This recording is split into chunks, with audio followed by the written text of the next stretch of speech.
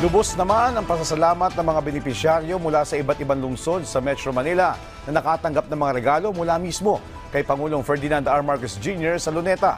Ang detalye sa balitang pambansa ni John Lester Naguna ng PIA-NCR. Ang programang ito ay inilunsad ng tanggapan ng Pangulo sa pakikipagtulungan sa Department of Social Welfare and Development o DSWD. Layunin nitong magbigay ng mga pamasko at saya para sa mahigit 2,000 benepisaryo mula sa iba't ibang lungsod ng Metro Manila bago matapos ang taon. Lubos ang pasasalamat ng mga dumalo sa natanggap nilang mga regalo mula sa pamahalaan. Kasabay nito, nagbigay ng mga mensahe ang ilang benepisaryo para kay Pangulong Marcos.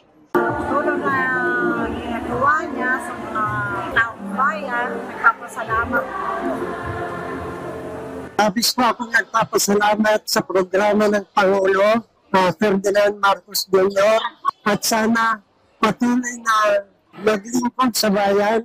Kabilang sa mga ibinahaging tulong ay mga appliances gaya ng TV, rice cooker, electric fan, at iba pang pangunahing pangangailangan na nagdulot ng kasiyahan sa mga benepisyaryo.